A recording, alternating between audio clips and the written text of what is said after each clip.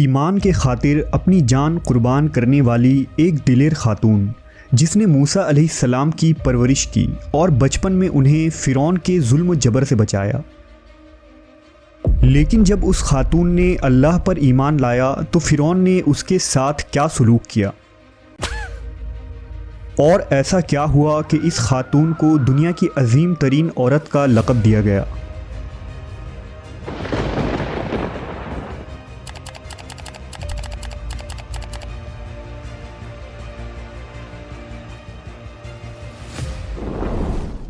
फ़िरौन मिस्र का एक जालिम व जाबिर बादशाह था। उसने मिस्र में आबाद कौम बनी इसराइल को ग़ुलाम बना रखा था और उन पर जुल्म के पहाड़ तोड़ता था।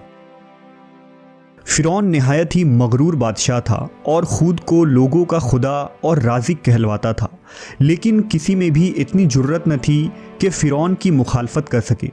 लिहाजा अल्लाह ने फ़िरौन के ख़ात्मे का इरादा किया तो बनी इसराइल में हज़रत मूसा अलैहिस्सलाम की पैदाइश हुई। जब मूसा अलैहिस्सलाम की पैदाइश हुई तो उन दिनों फ़िरौन ने अपने सिपाहियों को ये हुक्म दे रखा था कि बनी इसराइल में जो लड़का भी पैदा हो उसे कत्ल कर दिया जाए। लिहाजा इस मुसीबत व आफत के दौर में मजबूरन मूसा अलैहिस्सलाम की वालिदा ने आप को एक संदूक में रखकर संदूक को मजबूती से बंद कर दिया और उसे दरियाए नील में डाल दिया। दरिया से निकलकर एक नहर फ़िरौन के महल के नीचे बहती थी। अल्लाह की कुदरत ये हुई कि ये संदूक दरियाए नील से बहते हुए उस नहर में चला गया। उस वक्त नहर के किनारे फ़िरौन की बीवी आसिया बिनते मुज़ाहिम बैठकर नहर का नज़ारा कर रही थी। आसिया एक खूबसूरत और नेक दिल खातून थी और वो किसी बीमारी से शदीद तकलीफ़ में थी। फ़िरौन ने इसका बहुत कुछ इलाज कराया था मगर वो नाकाम रहा। कहते हैं कि काहिनों ने उसे बताया था कि ए फ़िरौन, हम पेशन गोई करते हैं कि इस दरिया में से एक आदमी तेरे महल में दाखिल होगा। अगर उसके मुंह की राल इस बीमार खातून के जिस्म पर मली जाएगी तो उसे शफा हो जाएगा। चुनांचा जब नहर में बहते इस संदूक पर आसिया की नज़र पड़ी तो उसने मुलाजमीन को उसे निकालने का हुक्म दिया। जब उस संदूक को पानी से निकाला गया और उसे खोला गया और मलका ने इस बच्चे को देखा तो उसे यूं महसूस हुआ कि एक बिजली सी चमकी है जिसने उसके दिल को मुनव्वर कर दिया है। आसिया के दिल में इस बच्चे की मोहब्बत ने घर बना लिया। इस बच्चे का लौबे दहन जैसे ही उनके हाथों पर पड़ा तो उन्हें शिफा हो गई। फ़िरौन की बीवी आसिया की बदन से कोई लड़का न था और वो बे औलाद थी। लिहाजा इस पाक दिल खातून की ममता जाग उठी और उसने मूसा अलैहिस्सलाम को गोद ले ली। इस तरह अल्लाह की कुदरत से मूसा अलैहिस्सलाम की परवरिश उसी फ़िरौन के महल में हुई जिसने आप अलैहिस्सलाम के हाथों से हलाक होना था। दरअसल लफ्ज़ फ़िरौन उस दौर में मिस्र के बादशाह का लक़ब हुआ करता था। मूसा अलैहिस्सलाम के क़िस्से के सिलसिले में दो फ़िरौनों का ज़िक्र आता है। एक वो जिसके ज़माने में आप पैदा हुए और जिसके घर में आपने परवरिश पाई, और दूसरा वो जिसके पास आप ईमान की दावत और बनी इसराइल की आज़ादी का मुतालबा लेकर गए और जो समुंदर में गर्क हो गया। लिहाजा बीबी आसिया का खाविंद जिसने मूसा अलैहिस्सलाम को अपने महल में रखा, इस फ़िरौन का नाम रामेसस सानी बताया जाता है। दरअसल बीबी आसिया रयान बिन वलीद की पोती थी। रयान बिन वलीद वही बादशाह था जो यूसुफ़ अलैहिस्सलाम के दौर में अजीज़े मिस्र था और उसने हज़रत यूसुफ़ पर ईमान भी लाया था। जब मिस्र पर क़िब्ती ख़ानदान की हुकूमत आई तो फ़िरौन ने अपनी ताकत के ज़ोर पर बीबी आसिया से शादी कर ली और उन्हें धमकी दी कि अगर उन्होंने शादी से इनकार किया तो उनके वालिदैन को कत्ल कर दिया जाएगा। लेकिन शादी के बाद भी अल्लाह ने हज़रत आसिया को फ़िरौन के शर से महफूज रखा और वो आप पर कादिर न हो सका। मवर्रखीन लिखते हैं कि अल्लाह ने फ़िरौन को नामर्द बना दिया था और बाज़ ने लिखा कि फ़िरौन को ऐसी बीमारी थी कि तबीबों ने उसे सारी उम्र सोहबत करने से मना कर दिया था। लिहाजा फ़िरौन कभी भी हज़रत आसिया के करीब न जा सका। ये भी अल्लाह की एक हिकमत थी ताकि बीबी आसिया फ़िरौन के नापाक जिस्म से महफूज रह सके। बहरहाल हज़रत मूसा की परवरिश फ़िरौन के महल में किसी शाही फ़र्द या शहज़ादे के मानिंद हुई। हर तरह के आराम व आराइश आपके लिए दस्तयाब थे। लेकिन क़िब्तियों के दरमियान ज़िंदगी गुजारने के बावजूद मूसा अलैहिस्सलाम फ़ितरी तौर पर उनसे मुख्तलिफ़ किरदार के मालिक थे। हज़रत मूसा फ़िरौन के गुरूर और तकब्बुर और खुदाई के दावों को नापसंद किया करते थे और हमेशा तौहीद के मुताल्लिक वाज़ह बात किया करते, जो फ़िरौन और उसके दरबारियों को नागवार गुजरती थी।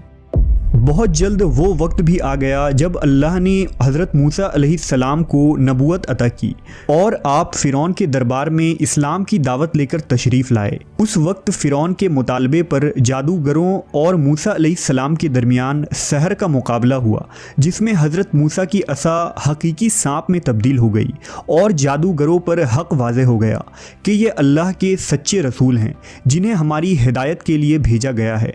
जबकि फ़िरौन अपने अना और गुरूर पर कायम रहा और मूसा अलैहिस्सलाम के दावत का इनकार कर दिया। इसी दरबार में बीबी आसिया भी मौजूद थी, लिहाजा आपने जब ये सनसनीखेज मंजर देखा तो आपके दिल में फ़ौरन हक़ का नूर चमक उठा और आप मूसा अलैहिस्सलाम पर ईमान ले आईं। बीबी आसिया फ़िरौन मिस्र की बीवी और मलका थी। आपके पास माल और दौलत की कसरत थी, लेकिन इसके बावजूद आप गुरूर और तकब्बुर का शिकार नहीं थी, बल्कि आपका दिल गरीबों की मोहब्बत से सरशार और उन पर शफ़क़त और मेहरबानी के जज्बे से मामूर था। आप दिल खोल कर उन पर सदका और खैरात किया करती। इसी वजह से आपको उम्मुल मसाकीन यानी मिस्कीनों की माँ भी कहा जाता है। चूँकि बीबी आसिया अपने शौहर रामेसस के मजालिम को भी खूब जानती थीं, इसलिए अपने ईमान का इजहार न किया। आप छुप छुपा कर एक अल्लाह की इबादत किया करती और अल्लाह से ये दुआ करती कि ए अल्लाह, मुझे फ़िरौन और उसके अमल से निजात दे, मैं उसके कुफरिया हरकतों से बेजार हूँ। हज़रत आसिया खुफिया तौर पर मूसा अलैहिस्सलाम के खुदा की इबादत करती और दुआ व इस्तिग़फ़ार में मशगूल रहती। यहाँ तक कि फ़िरौन को एक दिन आपके ईमान लाने की खबर हो गई। उसने एक रोज़ अपने दरबारियों से कहा, क्या तुम लोगों को मेरी बीवी की कुछ खबर है? तुम लोग उसके मुताल्लिक क्या जानते हो? सब ने बीबी आसिया की बड़ी तारीफ़ की और उनकी भलाइयाँ बयान की। फ़िरौन ने कहा, क्या तुम लोगों को नहीं मालूम वो मेरे सिवा दूसरे खुदा को मानती है? लिहाजा फ़िरौन ने हज़रत आसिया को दरबार में बुलाया और उनसे दरियाफ्त किया कि तू किसे अपना माबूद मानती है। हज़रत आसिया ने दिलेरी और जज्बा ईमानी से जवाब दिया कि मैं मूसा के रब पर ईमान रखती हूँ, जो मेरा, तेरा और हम सब का खुदा है।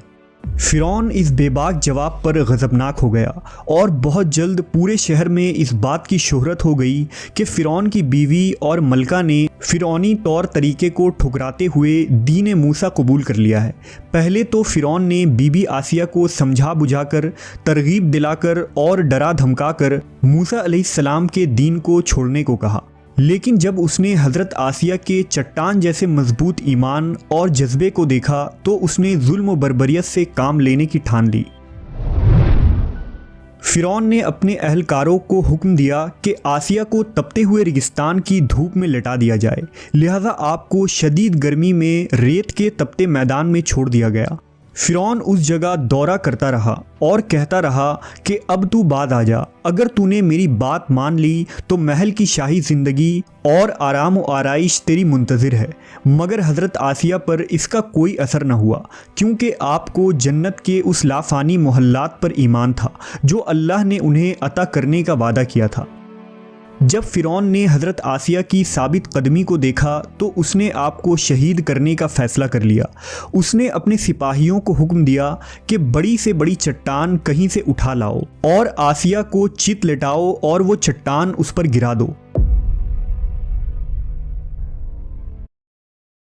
Share new lenses. लिहाजा जब ये लोग पत्थर लाए और हज़रत आसिया को लिटाया गया तो आपने आसमान की तरफ निगाह उठाई तो परवरदिगार ने हिजाब हटा दिए और जन्नत को और वहाँ जो महल उनके लिए बनाया गया था उसे उन्होंने अपनी आँखों से देख लिया।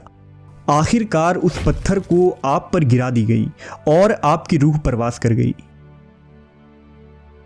हज़रत आसिया के फ़ज़ाइल अहादीस मुबारका में कुछ इन अल्फाज से आए हैं कि रसूलुल्लाह सल्लल्लाहु अलैहि वसल्लम ने फरमाया, मर्दों में से तो बहुत से दर्जा कमाल तक पहुँचे, लेकिन औरतों में से सिवाय फ़िरौन की बीवी आसिया और ईसा अलैहिस्सलाम की वालिदा मरियम बिनते इमरान के और कोई औरत दर्जा कमाल तक नहीं पहुँची।